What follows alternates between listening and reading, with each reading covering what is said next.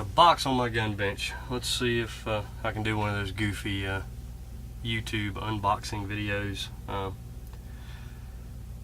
Before I get started, I want to talk a little bit about my philosophy on firearms for WROL kind of thing. I'm not opposed to the plastic fantastics. I have a polymer frame, high capacity firearm.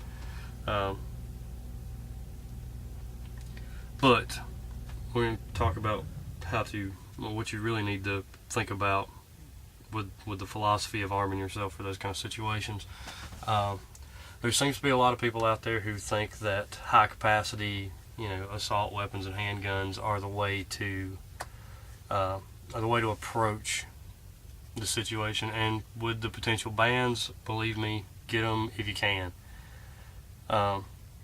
But I'm a little worried that people are stocking up on this kind of stuff because they have this delusion of grandeur that they're going to go, round for round with U.S. military or, a law enforcement, enforcing a martial law kind of situation. And got news for you folks, it ain't going to happen.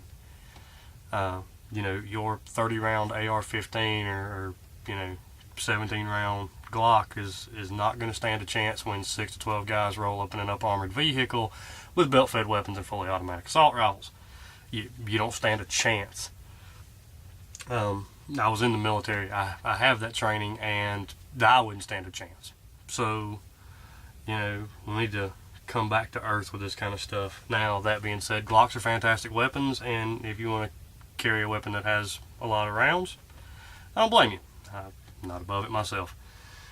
But that's kind of how I feel about that. Let's get on to this unboxing here, and before I do, a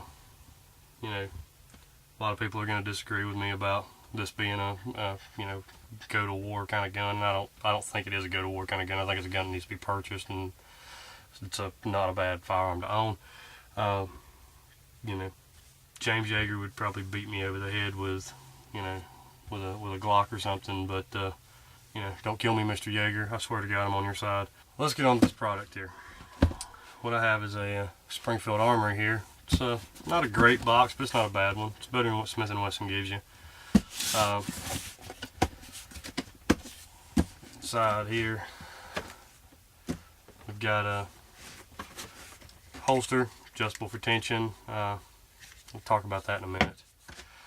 Adjustable tension magazine pouch is not bad.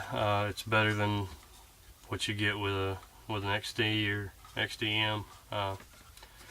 It works. I'm okay with that. Some paperwork here, owner's manual. Don't need that. And we have the Springfield Mil-Spec 1911. Extra plastic grips. They feel okay. They're cheesy and cheap, and it's they were free. Who cares, right? My first complaint is that it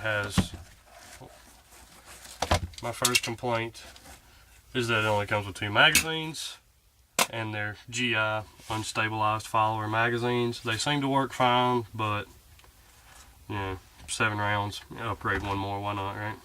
As I understand it, the Kimber GI style magazines work great in Springfield. They don't work so great in Kimbers, and Colts don't like them, but then again, Colts don't like anything. It's a chamber flag, don't need that. Brush, don't need that. If you are going to use this brush, it's got some sharp edges on it. I'd be careful, hit it with a Dremel tool or something right here, just to be safe. Allen wrench to adjust the magazine pouch and the holster. We've got the takedown tool, which I really like. It beats the old way of doing it. We'll talk about that in a minute too. And 2 keys for the ILS system, which I don't like guns that lock personally. So scrap that. Onto the weapon. Weapon is clear.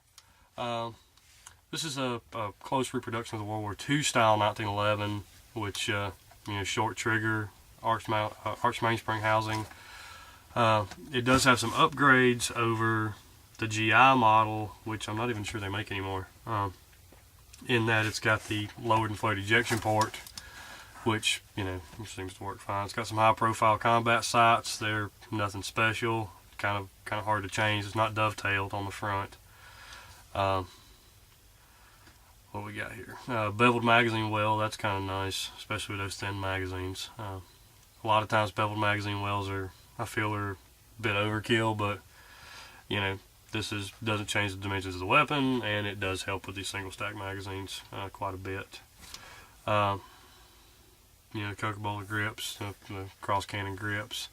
I understand that these are made in Brazil, but I have completely disassembled this weapon until no two parts are touching, and I haven't seen a made in Brazil stamp on it anywhere.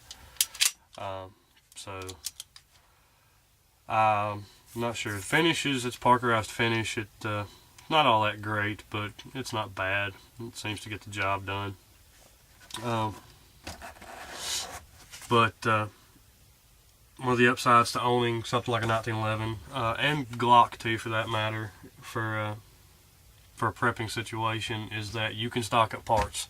There are no parts on this firearm that I can't purchase, and I can, you know, put them in a little box in the toolbox, and if I need them, I've got them. So that's not too bad. You know, Springfield's gotten pretty good about trying to give you extras, although they aren't great. And I have no idea why they put Picatinny rails on everything. But, you know, whatever. Don't ask questions, I guess. The holster that it comes with also has a Picatinny rail on it. I'm not sure why. It's not great. The belt loop is, it's all obviously it's molded plastic. Belt loop's got a giant hole in the middle of it, and I kind of worry that may affect the durability of it, but it seems stout. All of Springfield's holsters are split up the back, which is terrible for weapons retention. If you're carrying with this stuff, I don't know why you would. But if you were to get made and someone wanted to take your weapon, they could just break this holster off and they have your gun. That's no good. It is adjustable for tension. I'm not a fan of the fit at all, and I'm also not a fan of the muzzle being completely exposed in this manner. My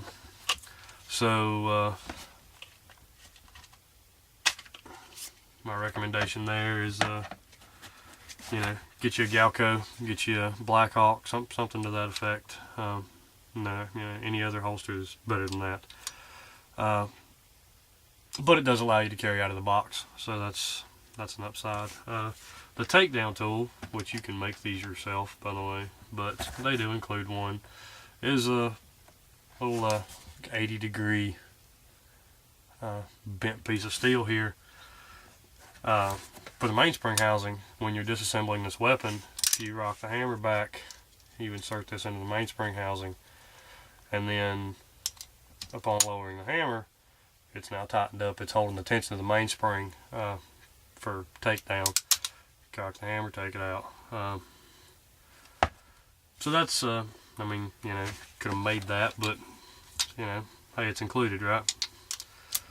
I don't find the GIs to be particularly comfortable, and they don't have the reliability upgrades that this one does. We've got a forged frame, forged slide, which has got all the other entry-level 1911s beat for the most part. The Rock Islands ATIs, those Filipino guns. They're cast frames, and they definitely do not have the fit. I mean, there's no slide play in this. It's an incredibly tight firearm. As far as that goes, I would rank it up there with the Kimbers and the higher end Springfields, the Colts. You know, the more expensive guns, it does have a damn nice fit.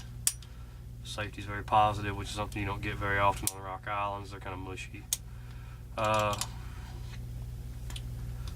Complaint I do have is that they don't round the corners like Kimber does. All of these edges, everywhere, you could shave with. They're incredibly sharp edges, with the exception of the frame and the hammer. But the slide itself is, I mean, these edges are sharp. Stainless steel, I believe it's a match grade barrel. Not for positive there, but that's my review. I don't think there's anything else I could say about it. I do want to talk a minute about, since this is an entry-level 1911, there's a few things that I see a lot of people do with 1911s that you shouldn't.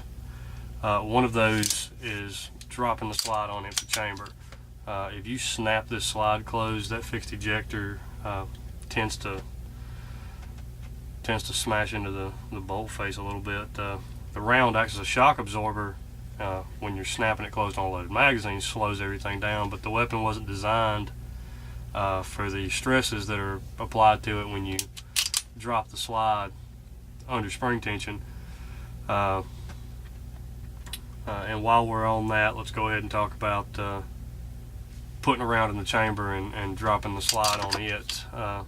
First of all, it's kind of difficult to do with a 1911 like this, but that will beat up your extractor, and well, extractor problems are a large percentage of the reliability issues with 1911. You spend more time dropping the slide and loading it with one by putting one in the pipe. You beat up that extractor, and then you have a 1911 that wants to fail to extract, or double feed, whatever the case may be. In which case you can't really blame the reliability of the weapon. That's your fault. Yes, Berettas, SIGs, Glocks, they all have spring-loaded extractors, and you can do that with them. I don't really see the big deal with stripping one out of the magazine and reloading the magazine though. And while we're on that, the Springfield XDs and XDMs also have fixed extractors, so don't do it to them either. Drop testing is generally bad anyway. Dropping the slide is generally bad anyway. Like I said, it subjects a firearm to stresses that shouldn't be put under in the first place. Modern weapons are used to it though. I mean, they're designed a little better than they did them 100 years ago. But knowing those things, you should be okay. I'm debating whether I should go shoot it or not, given that ammunition is kind of hard to find these days. But I'd really hate to do a gun review or an unboxing of a firearm and not fire it, because, well, that seems to be the YouTube way, is to look at what I've got, don't watch me use it. So why don't we go shoot this thing?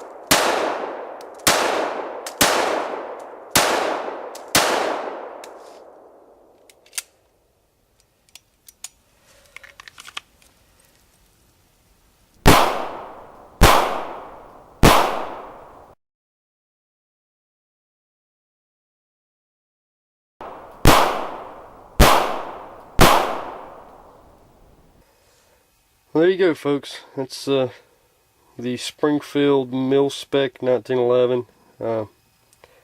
Accuracy was, fine for offhand and 25 feet or so. Can't really ask for much more. So, thanks for watching, and keep your powder dry and your head on a swivel.